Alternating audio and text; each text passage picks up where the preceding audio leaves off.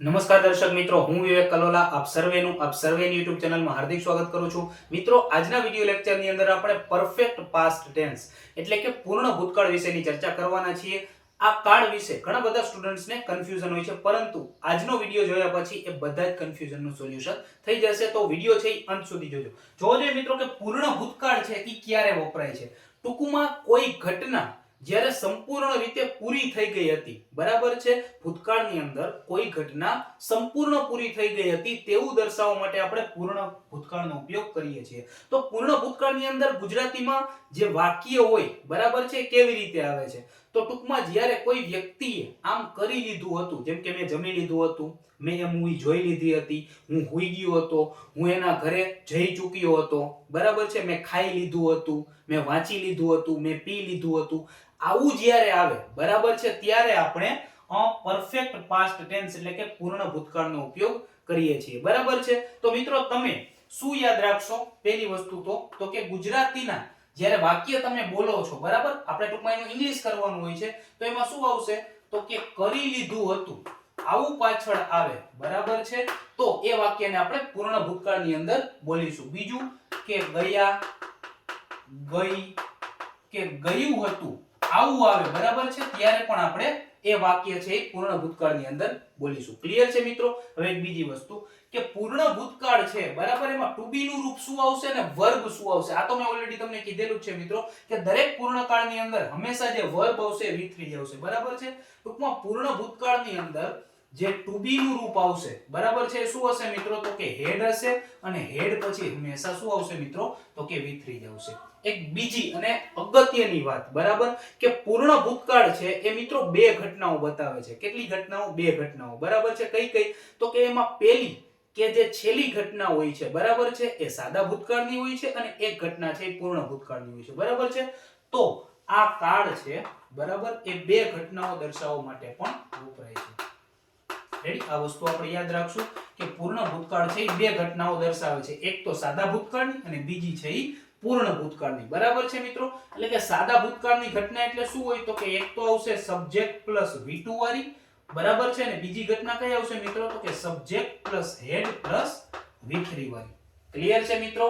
હવે એક બીજી વસ્તુ કે દરેક કાળ હોય છે, બરાબર, એની વાક્ય રચના હોય છે. તો કે પૂર્ણ ભૂતકાળ છે એની પણ વાક્ય રચનાઓ છે, તો આપણે એને વાક્ય રચનાઓથી સમજીએ, બરાબર છે. તો પૂર્ણ ભૂતકાળની હકાર વાક્ય રચના અથવા તો જે અફર્મેટિવ સેન્ટેન્સ છે એ શું હોય છે મિત્રો? તો કે પહેલા આવશે કર્તા એટલે કે સબ્જેક્ટ, પછી શું આવશે મિત્રો? તો કે આવશે હેડ, પછી શું આવશે મિત્રો? તો કે V3, પછી શું આવશે મિત્રો? તો કે કર્મ, અને પછી આવશે બાકીના શબ્દો, બરાબર છે મિત્રો. હવે આને આપણે એક્ઝામ્પલની મદદથી સમજીએ, બરાબર છે મિત્રો. હું એમ કહું કે મેં સફરજન ખાઈ લીધું હતું, મેં સફરજન ખાઈ લીધું હતું, બરાબર છે. તો I had eaten an apple, મેં સફરજન ખાઈ લીધું હતું, તો I had eaten an apple. તો આ થઈ મિત્રો આની હકાર વાક્ય રચના. આની નકાર વાક્ય રચના એટલે કે નેગેટિવ સેન્ટેન્સ શું થાય મિત્રો? તો કે કર્તા, પછી આવશે હેડ, પછી આવશે નોટ, બરાબર, અને હેડન પણ તમે વાંચી શકો છો, બરાબર છે. એના પછી આવશે V3, એના પછી આવશે મિત્રો કર્મ, અને પછી આવશે બાકીના શબ્દો. મેં સફરજન ખાઈ લીધું નહોતું, તો I had not eaten an apple, મેં સફરજન ખાઈ લીધું નહોતું. હવે મિત્રો આની આપણે એક પ્રશ્નાર્થ વાક્ય રચના લેશું એટલે કે ઇન્ટ્રોગેટિવ સેન્ટેન્સ, બરાબર છે. ઇન્ટ્રોગેટિવ પણ બે પ્રકારના હોય છે, બરાબર છે. આના પછી જોઈએ, પણ મેઇન ઇન્ટ્રોગેટિવ શું? તો કે ટુ બી ના રૂપથી, બરાબર, જે પ્રશ્ન બને છે તે મેં સફરજન ખાઈ લીધું હતું, બરાબર છે. તો એની વાક્ય રચના કેવી થાય? હેડ પ્લસ કર્તા પ્લસ V3 પ્લસ કર્મ, પછી બાકીના શબ્દો, અને પાછળ ક્વેશ્ચન માર્ક, બરાબર છે. તો હેડ I eaten an apple, had I eaten an apple, મેં સફરજન ખાઈ લીધું હતું. તો મેઇન આ એની ત્રણ વાક્ય રચના છે મિત્રો: અફર્મેટિવ સેન્ટેન્સ, નેગેટિવ સેન્ટેન્સ અને ઇન્ટ્રોગેટિવ સેન્ટેન્સ, બરાબર છે. એક વાક્ય રચના કેવી આવે મિત્રો? તો કે WH વાળી વાક્ય રચના, બરાબર છે. WH વાળો પ્રશ્નાર્થ, બરાબર છે, એને તમે ઇન્ટ્રોગેટિવ WH કહી શકો છો. એમાં શું હોય મિત્રો? તો કે પહેલા છે એ WH આવે, બરાબર છે. એના પછી શું આવે મિત્રો તો કે હેડ આવે. એના પછી શું આવે મિત્રો તો કે કર્તા આવે. એના પછી શું આવે મિત્રો તો કે V3 આવે. બરાબર છે. એના પછી શું આવે મિત્રો તો કે કર્મ આવે. અને એના પછી શું આવે મિત્રો તો કે અધર વર્ડ્સ એટલે કે બાકીના શબ્દો આવે. બરાબર છે. હવે અહીંયા હું તમને એવું કહું મિત્રો, બરાબર છે, કે મેં ક્યારે સફરજન ખાઈ લીધું હતું.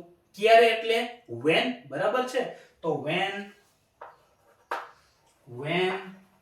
had I eaten an apple. મેં ક્યારે સફરજન ખાઈ લીધું હતું? when had I eaten an apple. Clear છે મિત્રો? એક બીજી વાક્ય રચના આવે WH ની, બરાબર છે, જેની અંદર who નો ઉપયોગ થાય. બરાબર છે, કે કોણે સફરજન ખાઈ લીધું હતું. તો who પછી ડાયરેક્ટ છે શું આવે મિત્રો તો કે had આવે. who had eaten an apple. એમાં છે આપણે કર્તા વિશેની માહિતી મેળવવાની હોય છે, તેથી એમાં કર્તા છે, બરાબર, એનો લોપ થઈ જાય. શું જોઈએ મિત્રો? લોપ થઈ જાય, એટલે કર્તા ટૂંકમાં એમાં નથી આવતો. ક્લિયર છે મિત્રો? તો આ હતી એની મેન વાક્ય રચનાઓ. બરાબર છે. હવે આપણે આના વધારે ઉદાહરણો જોઈએ, જેથી કરીને તમને વધારે સમજાય. બરાબર છે મિત્રો? હવે જેમ કે હું એમ કહું કે મેં તે પિક્ચર જોઈ લીધું હતું, અથવા તો મેં એ મૂવી જોઈ લીધી હતી. બરાબર છે. મેં એ મૂવી જોઈ લીધી હતી. આપણે એક્ઝામ્પલ થી સમજીએ. મેં મૂવી જોઈ લીધી હતી, તો I had, જોવા માટે સી, એનું V3 શું થાય મિત્રો તો કે seen. I had seen that movie. મેં તે મૂવી જોઈ લીધી હતી. બરાબર છે મિત્રો? તો I had seen that movie. બીજું કોઈ ઉદાહરણ આપણે લઈએ મિત્રો કે વિમલે ખાઈ લીધું હતું. બરાબર છે. વિમલે ખાઈ લીધું હતું. તો વિમલ had eaten food. બરાબર છે. વિમલે ખાઈ લીધું હતું. ત્રીજું કોઈ એક્ઝામ્પલ આપણે લઈએ મિત્રો, તો તેણીએ બરાબર છે ખરીદી લીધું હતું, અથવા તો તેણીએ, આપણે એવું કઈ બીજું કોઈ એક્ઝામ્પલ લઈ કે તેણીએ બરાબર છે સફરજન ખરીદી લીધું હતું. બરાબર છે. અથવા તો સફરજનો ખરીદી લીધા હતા. બરાબર. તેણીએ એટલે she. તો she had bought બરાબર છે apples. એક કરતા વધારે છે, તો તેણીએ સફરજન ખરીદી લીધા હતા. તો she had bought apples. Clear છે મિત્રો? હવે મેં તમને અહીં એવું કીધું કે આ જે કાળ છે, બરાબર છે, બે ઘટનાઓ બતાવે છે. બરાબર છે. એક ઘટના છે એ સાદા ભૂતકાળની, અને બીજી ઘટના છે પૂર્ણ ભૂતકાળની. કેવી રીતે આપણે જોઈએ મિત્રો? બરાબર છે, કે હું એમ કહું કે હું તેના ઘરે ગયો, તેને જમી લીધું હતું. હું તેના ઘરે ગયો. બરાબર છે. તો એમ કહે આપણે જ્યારે હું તેના ઘરે ગયો, તેને જમી લીધું હતું. બરાબર છે. જ્યારે હું તેના ઘરે ગયો. બરાબર છે. બે ઘટનાવાળી વાક્ય રચના સમજો એટલે કન્ફ્યુઝન તમારા દૂર થઈ જાય. જ્યારે હું તેના ઘરે ગયો, તેણે જમી લીધું હતું. જ્યારે માટે when. જ્યારે હું તેના ઘરે ગયો. બરાબર. ગયો એટલે સાદો ભૂતકાળ. તો when I. બરાબર છે. હું તેના ઘરે ગયો, તો હું તેના ઘરે પહોંચ્યો. બરાબર. તમે એવું પણ કહી શકો કે when I went. બરાબર છે. when I went his home. બરાબર છે. જ્યારે હું તેના ઘરે ગયો, when I went his home. બરાબર છે. તેણે જમી લીધું હતું. બરાબર છે. તેણે જમી લીધું હતું. તેણે એટલે આપણે માની કે છોકરો છે, તો he had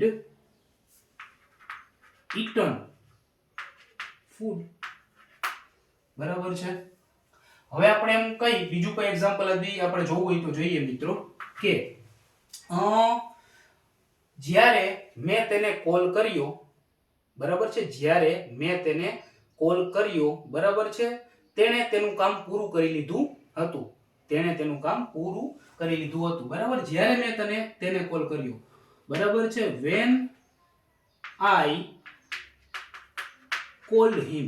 બરાબર છે. જ્યારે મેં તેને કોલ કર્યો. બરાબર. તો when I called him, તેણે તેનું કાર્ય પૂરું કરી લીધું હતું, તો તેણે તેનું કામ પૂરું કરી લીધું હતું. બરાબર છે. તો he had. બરાબર છે. done. he had done, અથવા તો he had completed. બરાબર. અથવા તો he had finished, એવું પણ તમે કહી શકો છો. he had done his work. બરાબર છે મિત્રો? તો આ કાળ છે એ આવી રીતે બે ઘટનાઓ પણ દર્શાવે છે. એક ઘટના છે એ સાદા ભૂતકાળની, બીજી ઘટના છે બરાબર છે તો had પ્લસ V3 એટલે પૂર્ણ ભૂતકાળની. બરાબર છે મિત્રો? હવે આની અંદર એક કન્ફ્યુઝન છે, બરાબર, જે ઘણા બધા સ્ટુડન્ટ ની અંદર હોય છે, એ પણ આપણે સમજીએ. બરાબર છે?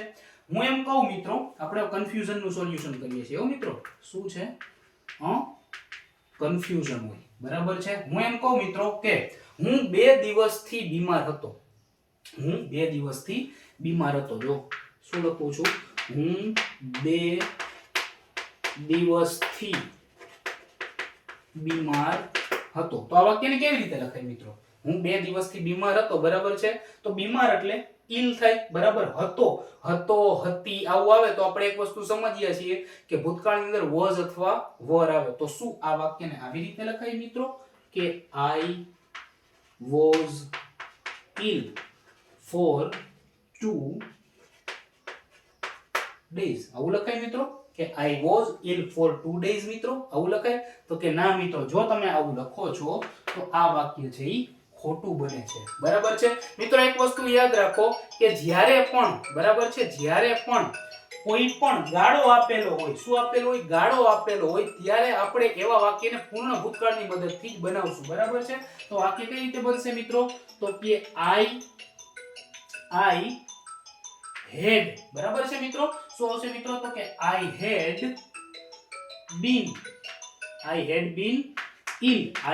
been ill for 2 days, બરાબર છે. I had been ill for 2 days. મિત્રો આ been છે એ ક્યાં છે એવું મિત્રો? તો કે તમને ખબર હોય કે હોવા માટે, બરાબર છે, શેનાથી બતાવાય છે મિત્રો? તો કે be. હોવા માટે be થી આપણે એને દર્શાવીએ છીએ અને આનું V3 શું થાય મિત્રો? તો કે been થાય. એટલા માટે I had been ill for 2 days. તો મિત્રો જ્યારે પણ, બરાબર છે, કોઈ ગાળો બતાવવાનો હોય, બરાબર છે, ત્યારે હંમેશા તમે એ વાક્યને અથવા તો એવા સેન્ટેન્સીસને પૂર્ણ ભૂતકાળની અંદર બતાવશો. ક્લિયર છે મિત્રો? નહીં કે was were ની મદદથી, બરાબર છે મિત્રો. હવે એક બીજી વસ્તુ કે આ કાળને ઓળખશો કઈ રીતે? તો કે had plus V3, બરાબર છે, had plus V3. બીજી વસ્તુ કે જો આ કાળની અંદર for આપેલું હોય તો પણ એ પૂર્ણ ભૂતકાળનું વાક્ય છે, બરાબર છે. બીજી એક વસ્તુ તો કે જો આ વાક્ય છે ઈ when થી બનેલું હોય, બરાબર છે, ટૂંકમાં એમાં પહેલું વાક્ય છે અથવા તો બીજું વાક્ય એક પૂર્ણ ભૂતકાળનું અને એક સાદા ભૂતકાળનું હોય તો પણ એ પૂર્ણ ભૂતકાળ છે, બરાબર. આ શું કામ? તો કે કોમ્પિટિટિવ એક્ઝામની તમે તૈયારી કરી રહ્યા હોય તો એમાં પણ આ તમને કામ આવશે. હવે હું તમને મિત્રો આના કીવર્ડ્સ કહું છું. શું છે મિત્રો? કીવર્ડ્સ, બરાબર છે. આ વાક્ય અથવા તો આ ટેન્સને ઓળખવું હોય તો તમે કઈ રીતે ઓળખી શકો છો, બરાબર છે. તો મિત્રો જો કોઈ વાક્યની અંદર when આપેલું હોય, જો કોઈ વાક્યની અંદર before આપેલું હોય, જો કોઈ વાક્યની અંદર already આપેલું હોય, બરાબર છે, જો કોઈ વાક્યની અંદર by the time આપેલું હોય, બરાબર છે, જો કોઈ વાક્યની અંદર just, never કે ever આપેલું હોય, બરાબર છે, આવા શબ્દો જો કોઈ સેન્ટેન્સની અંદર આપેલા હોય તો એ કાળ પૂર્ણ ભૂતકાળ છે, બરાબર છે મિત્રો. તો આશા રાખું છું તમને હું પૂર્ણ ભૂતકાળ સારી રીતે સમજાવી શક્યો હોઈશ, તમારા મગજની અંદર આ કાળને બેસાડી શક્યો હોઈશ. તો મિત્રો આ કાળ અથવા તો વિડિયો તમને કેવો લાગ્યો, બરાબર, એની કોમેન્ટ સેક્શનમાં મને જરૂર જાણ કરજો. વિડિયો ગમ્યો હોય તો એક લાઈક જરૂર કરી દેજો અને તમારા મિત્ર મંડળમાં હાગમટાને ફોરવર્ડ કરવાનું ન ભૂલતા. જલ્દી જ મળીશું આવા એક અન્ય વિડિયોની સાથે. ત્યાં સુધી જય હિન્દ, જય Bharat. Thank you so much.